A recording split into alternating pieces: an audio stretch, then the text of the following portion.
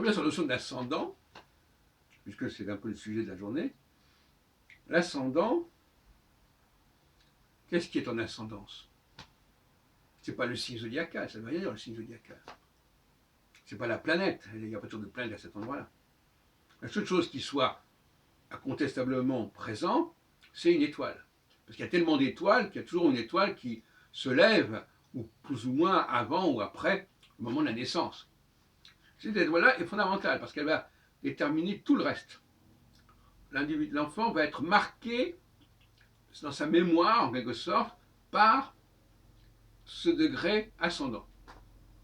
Et c'est une étoile, donc quelque chose qui va être resté au même endroit en permanence, et qui va être activé ou désactivé ou réactivé par le passage de la planète, d'une 3 planètes dont Gauquelin s'occupe, Mars, Jupiter ou Saturne. Et vous savez que pour Gauquelin, le lever de la planète est également important.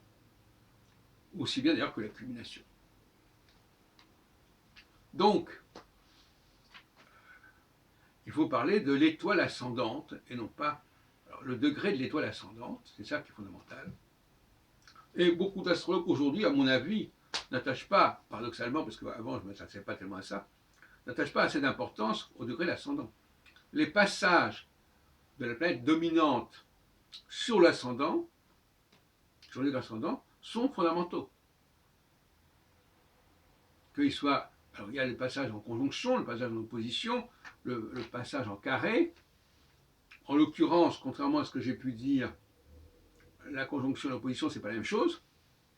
Je vous avais dit à un moment donné que bon, on va considérer que c'est la même chose. Non, la conjonction, ça correspond à la nouvelle lune, qui est donc l'absence quelque part de la lune, ou très faiblement, alors que l'opposition, c'est la lune complète, la pleine lune.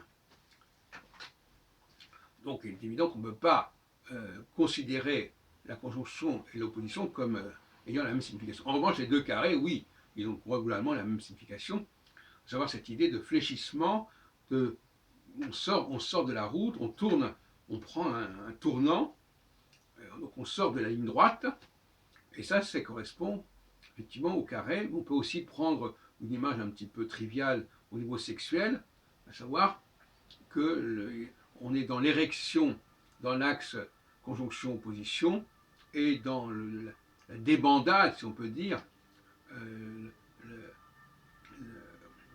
la fragilisation de la tension et de l'érection lors du carré. Du carré de la planète, une des 3 planètes, Mars, Jupiter, Saturne, au degré ascendant de la personne à la naissance. Voilà, donc là, je reconnais que je reviens à des traditions que j'avais plus ou moins mis de côté pendant un certain temps.